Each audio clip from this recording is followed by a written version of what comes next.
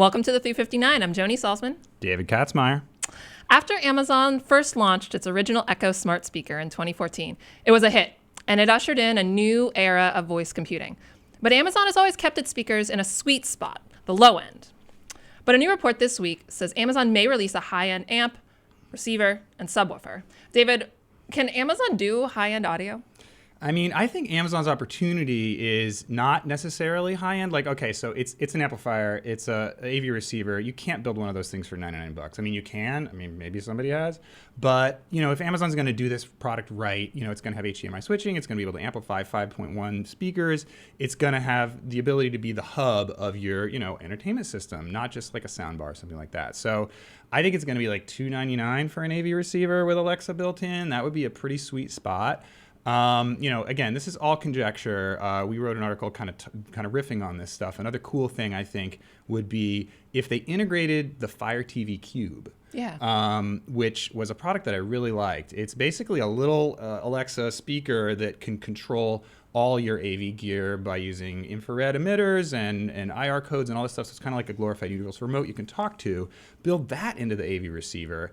And now you're talking. You have streaming, you have all of this, you know, speaker control, amplification, TV interfacing built in. That's kind of my dream. Who knows what Amazon's really going to do? Well, is that the idea that if they have this sort of central node for your living room, then Amazon can sort of be your living room? Is that the idea by having something like this? Yeah, and they've gone down this road pretty far already by saying, you know, Alexa, turn on my TV. And like, it really feels really cool. Like I use it at home, for example, like kids are watching TV and they refuse to turn it off or they can't find the remote. I'm like, Alexa, you know, take care of this problem for me. The TV turns off and the kids are like, ah! And then I have to mute it, of course, because then they'll go, Alexa, turn on the TV. But Alexa, ruining children's happiness everywhere. Absolutely. All right, tvOS. So Apple also released this week an updated version of its tvOS. It's the operating system that runs its popular Apple TVs. So what are the big changes? So we got new iPhones, we got an Apple Watch. We didn't get a new Apple TV. Sorry guys, no Apple TV 8K. But you know, there is some new software out there. It's in the scheme of things, it's a pretty minor update. They added Dolby Atmos, which is the headline feature here. So that's Dolby's best sound thing. It actually creates height channels. So there's extra channels. Woo, more speakers. And you know, again, it requires a pretty high-end system to take full advantage of. So and also the correct content. So of course, Apple's there to save the day with iTunes and Atmos. You know, they're actually promising the largest library of films that have Atmos available immediately, which is cool. And they'll actually upgrade your existing Dolby Digital only stuff for free. So you don't need to pay extra to get that, you know, high resolution audio. So it's cool for high-end dudes. Otherwise, it's kind of minor. The other thing is that they also have the ability to be controlled by third-party remotes. So that's a new feature, and you can picture a Logitech Harmony, one of these remote control companies, coming in with a voice-operated remote, you know, that does Siri, which would be pretty cool, you know, if they want to play ball together. So that's a future thing. No announcements yet, but that's one of the things that might be enabled by this. Do you think that an update like this, does it really matter? Like if you're not getting a new box, does this update really do much for any consumers? Unless you're the guy with, you know, height channels and you're doing backflips to be able to finally watch, you know, whatever film in Atmos, no, it's a small update. But there are some other small little tweaks, like zero sign-on. Is that true? It came up in this one? Yeah, so zero sign-on is if you're a Charter subscriber, you can immediately get all of your TV apps turned on, you know, without having to sign in. So that's pretty cool. There's some other new features, but yeah, it's pretty small. All right, thank you. That's it for us. I'm Joni Salzman. David Katzmeyer. Thanks for listening.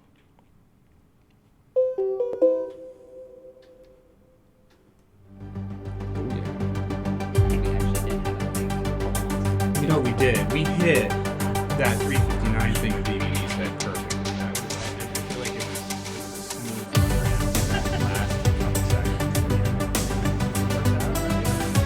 Last not 4 minutes.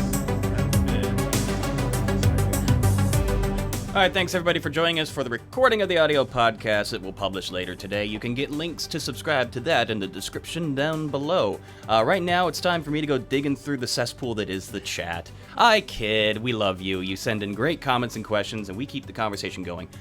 First up, right out the gate, James Fever wants to ask, will it cost? This, of course, referring to the alleged new Amazon Smart, I don't want it to say the trigger word, Amazon Smart Speaker high-end audio model. Will it cost as much as the Apple HomePod? I sure as hell hope not. Well, that's something I was really curious about. Yeah. You know, it's expensive to build one of these. Oh, yeah. And the kind of the wild card here is that Amazon can have a loss leader. Like, they can price it less than they make it for. Yeah. They've done that before in other products. What do you think about it? Yeah, I think, again, their opportunity is to come in lower than the Denons and the Sonys of the world and really kind of, $299 is a very cheap AV receiver if it has 5.1 and a bunch of HDMI inputs and all the stuff you'd expect in an AV receiver plus Alexa.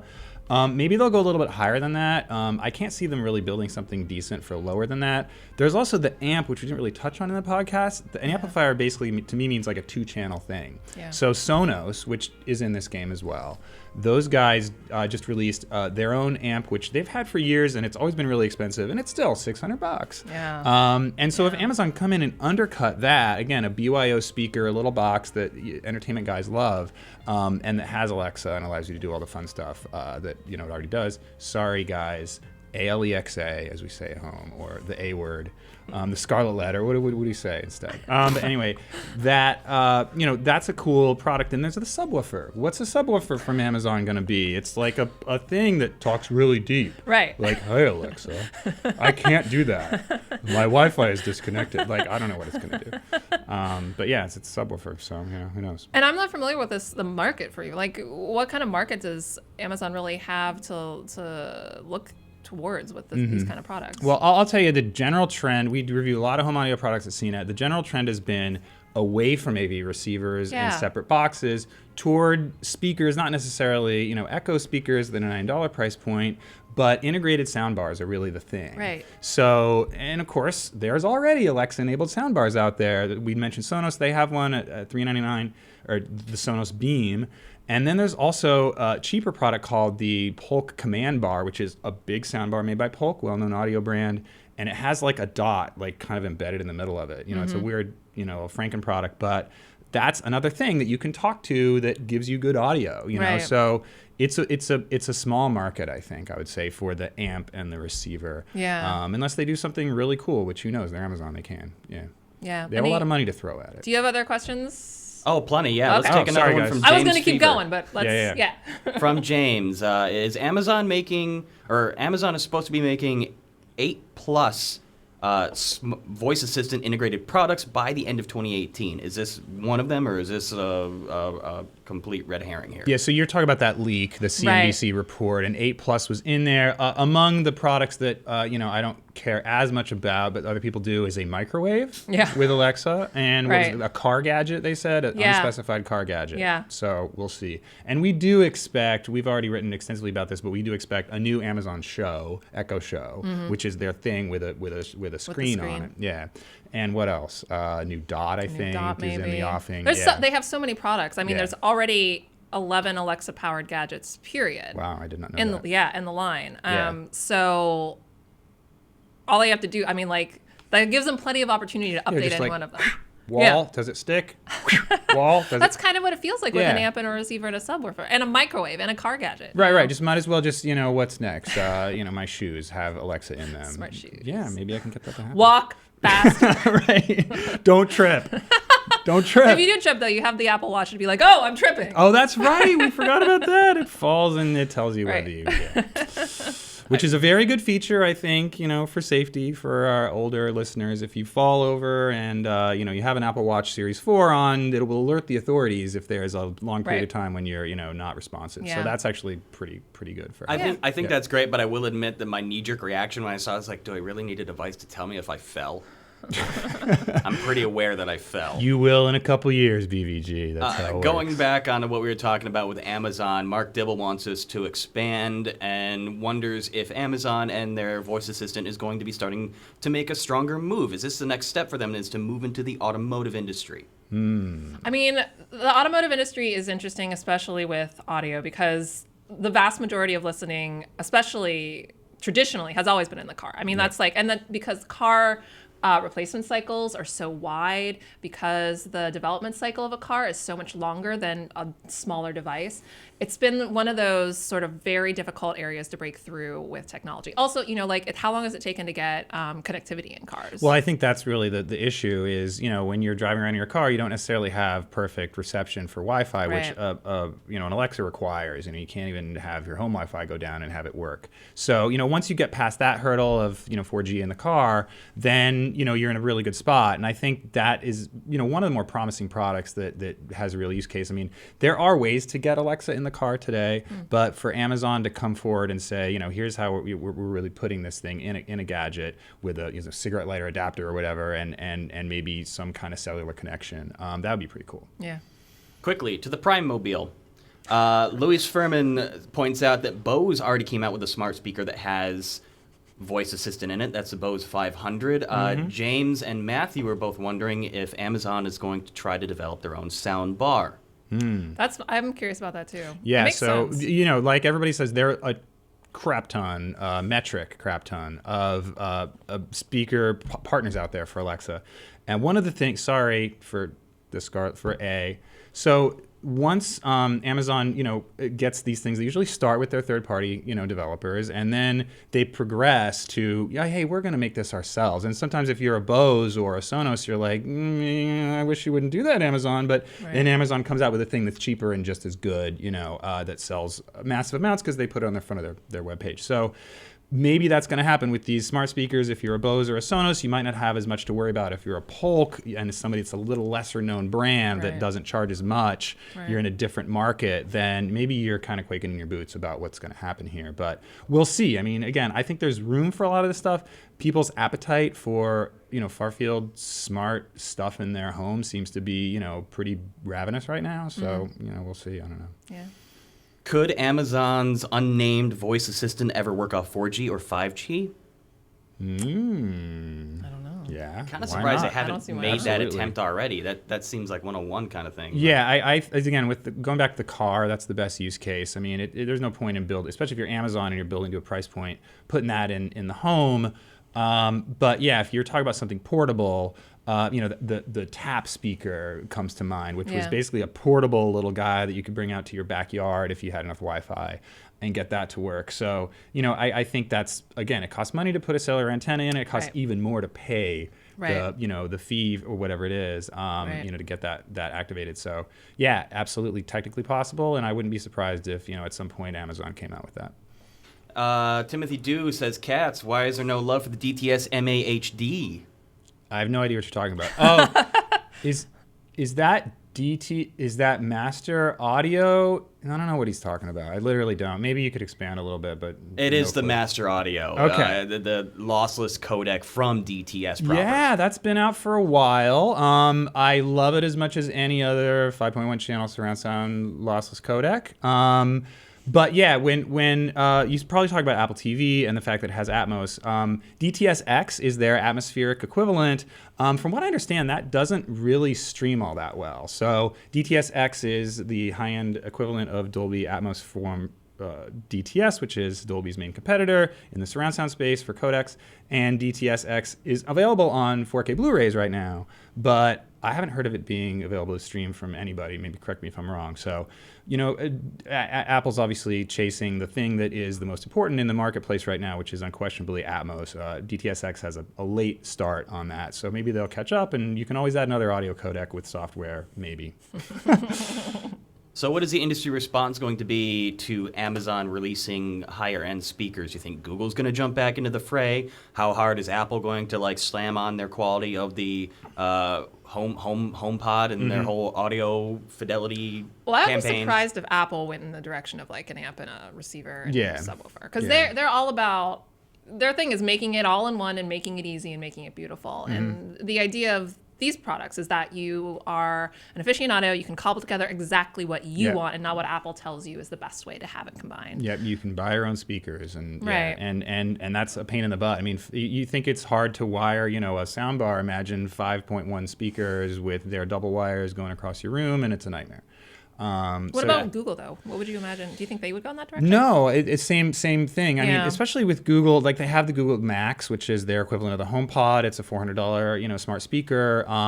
We haven't really heard of Amazon going that way. And from what I understand, the HomePod and the Max are relatively disappointing in terms of, market penetration and sales. They those are high-end things. And, Apple at least has a bunch of enthusiasts they're willing to pay, whatever.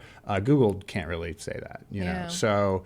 and Amazon even less so. So I'd be surprised if Amazon came out with a Max style $350 speaker. Yeah. Just a couple of minutes left. Here's one from Josh Boyda. Who is this actually going to be for? I thought most people are already just connecting their Echoes into high-end speaker systems. That's what I do at home. Great question. So yeah, we didn't talk about this, but you can already connect your Dot even with an audio output, but there's ways to interface it even more deeply into your audio system. A lot of AV receivers, for example, work with Alexa now. So yeah, again, I think Amazon's angle is going to be cheaper. Yeah. That's what they've done in the past. That's my safe bet, is that they're just going to make something that's all integrated, all in one, and undercut all these other AV receivers out there. And the benefit there, if they do make it a product where they lose money on it, the idea is that if you establish yourself as the assistant in the home, in your living room, in that heart, then that sets you for the entire next stage of that computing age. That's a really good point. Kind of getting in there and being like, all right, I'm the ecosystem now. Sorry, Apple and Google, you're using Amazon stuff. It's a short-term loss for a long-term game if that's the play that they're actually making. Yeah. Yeah. We'll see. I mean, the reader comes to a good point. It's hard to, think of people in the audiophile universe going, oh yeah, Amazon, they make great sounding stuff. So they're kind of a snobby bunch. Are they going to come up with a brand, Right. Maybe they're going to come up with a new brand like they did for clothing, or, that's not an Echo product. I mean, Echo has weird audio connotations anyway. But when they do come out with the thing, maybe they'll use their Amazon Music brand. We wrote that. I feel like that's a brand that Amazon might want to push, and maybe they'll start saying, here's our audio gear that's for Amazon Music. Who knows, what they're going to do. Yeah. Ernesto says that the Sonos Beam is killing the game for me. Linked up to the Sonos One. Sure does the job. That makes me want to ask Katz and Joan, what are you guys running for audio at home? He's much more... My answer is going to be very boring because I live in a small Manhattan apartment with very thin walls. And so my audio system is like a Bluetooth speaker that's very small that I put right next to my husband and I in bed so that our neighbors who share our wall can't hear anything Playing and white hate noise. us. Yeah. So when we're watching Game of Thrones, it's like right next to our ears. Nice. So his is a lot more interesting of an answer. Yeah, I live in suburbia with a decent sized living room, and I just have a Denon 5.1 receiver. I have some Aperion speakers, wired for surround, Atlantic sub.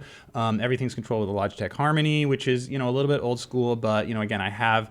That Logitech Harmony does talk to my Amazon product, and I can do a lot of stuff with that interface, and it works really, really well. A lot of people out there are using, again, Alexa with a bunch of other gear like I am already, and it's pretty sweet. And if anybody hasn't had a real 5.1 system and you move into a space that can support it, I highly recommend it. It's wonderful for gaming and for everything else. My neighbors would disagree. Oh yeah, no, it's worth it.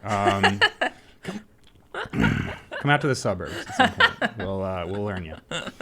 For me, I'm running a Samsung 5.1 system that's got some miles on it. It's really nothing all that flashy, but I'm in a similar situation with Joan. I've got neighbors, not quite as tight, but just enough for me to try to be considerate until I pump up the Yamaha RN303 when it's time to listen to Steely Dan at night. And then I apologize profusely to my neighbors.